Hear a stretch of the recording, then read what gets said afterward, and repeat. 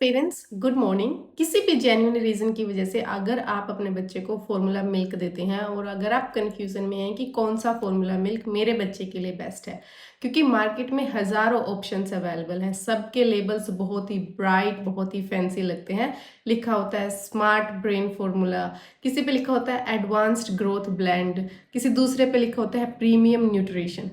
लेकिन सच बताऊं, in marketing words के पीछे रियल न्यूट्रिशन छुप जाता है। क्या आप भी प्रीमियम प्राइस पे कर रहे हैं अपने फॉर्मूला मिल्क के लिए, जिनमें मिसिंग है एसेंशियल न्यूट्रिएंट्स जो बच्चे की ब्रेन डेवलपमेंट के लिए इंपॉर्टेंट है? मोस्ट इंडियन पेरेंट्स आगे का फ्रंट का लेबल पढ़ते हैं, कैन पे क्या लिखा होता है, और बैक पे जो साइंस अवेलेबल है उसको मिस कर देते हैं। चलो आज मिलकर डिकोड करते हैं व्हाट दीज लेबल्स मीन और कौन से इंग्रेडिएंट आपको एक्चुअल में देखने चाहिए। जब आप फॉर्मूला चूज करते हो तो फ्रंट पर लिखा होता है बड़ा बड़ा DHA and ARA, gentle digestion, premium protein. Sounds great, right? लेकिन क्वेश्चन ये है कि कितना DHA, किस फॉर्म में DHA, और क्या कॉम्बिनेशन सही है इंडियन बेबीज के लिए। अक्सर ये स्मॉल डिटेल्स बैक पे लिखी होती हैं। इंग्रेडिएंट की लिस्ट क्या है, न्यूट्रिएंट्स की वैल्यू क्या है, और फैट एंड प्रोटीन का रेशियो कितना होना चाहिए। और यहीं पर असली गेम छुपा होता है।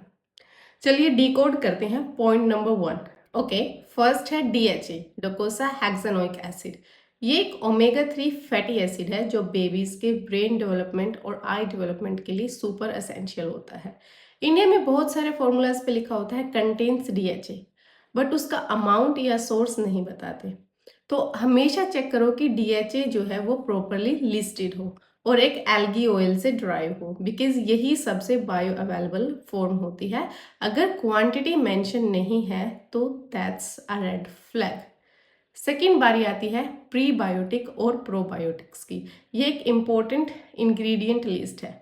प्रीबायोटिक और प्रोबायोटिक आपके बच्चे की गट हेल्थ और इम्यूनिटी के लिए इंपॉर्टेंट होते हैं, क्योंकि बेबी का इम्यून सिस्टम 6 महीने तक डेवलप हो रहा होता है।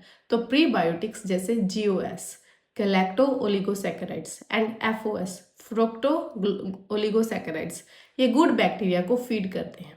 अगर लेबल पर लिखा हुआ है विद प्रीबायोटिक फाइबर्स, तो चेक करो कि क्या वो GOS जैसे मैंने पहले बताया galacto oligosaccharides and fructo oligosaccharides का कॉम्बो हो। अगर सिर्फ मार्केटिंग वर्ड्स में लिखा हुआ है इम्यून ब्लेंड या digestive cares, so again that's a red flag. अब न्यूट्रिएंट नंबर 3 की बात करते हैं, प्रोटीन सोर्स और उसकी रेशो। प्रोटीन सोर्स और रेशो ब्रेस्ट मिल्क के कंपैरिजन में फॉर्मूला मिल्क में थोड़ा सा डिफरेंट रहता है। अगर काउ मिल्क बेस्ड फॉर्मूला है तो उसमें किजीन ज़्यादा होता है जो डाइजेशन को थोड़ा सा हार्ड बना देता है। बेस्ट फॉर्मूला वो है जिसमें वे टू किजीन रेशो अप्रोक्सीमेटली 60:40 में हो, जो मदर मिल्क के अप्रोक्सीमेटली क्लोज होती है। ये इंश्योर करता है कि बेबी को ईजी डाइजेशन मिले। So always flip the tin and look for whey dominant या whey protein concentrate instead of skimmed milk solids. फिर नेक्स्ट पॉइंट आता है आयरन और विटामिन D। बोनस टिप आपके लिए ये है कि इंडिया में मोस्टली केसेस में आयरन डेफिशिएंसी रहती है, स्पेशली फॉर्मूला फेड बेबीज में।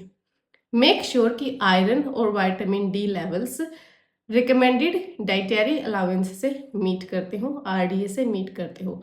अगर लेबल में एग्जैक्ट वैल्यूज मेंशन नहीं है या सिर्फ फोर्टिफाइड लिखा हुआ है तो प्रोडक्ट की वेबसाइट पर चेक करो डिटेल्ड न्यूट्रिशन। तो जब नेक्स्ट टाइम आप फॉर्मूला खरीदने जाओ तो सिर्फ फ्रंट लेबल पे फोकस मत करो। एक्चुअली हम क्या करते हैं कि जो हमें अट्रैक्टिव लगता है फ्रंट लेबल की वजह से हम उसे ही चूज कर लेते हैं। हमेशा साइंस हर एक प्रोडक्ट की बैक लेबल पर छुपी होती है।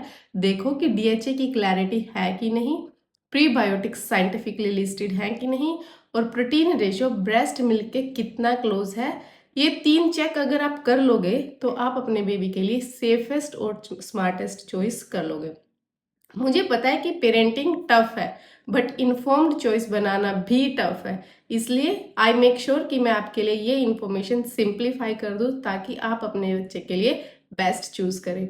अगर आपको ये वीडियो यूजफुल लगा हो तो please share it with mothers जो नीड में है। Thank you, bye bye.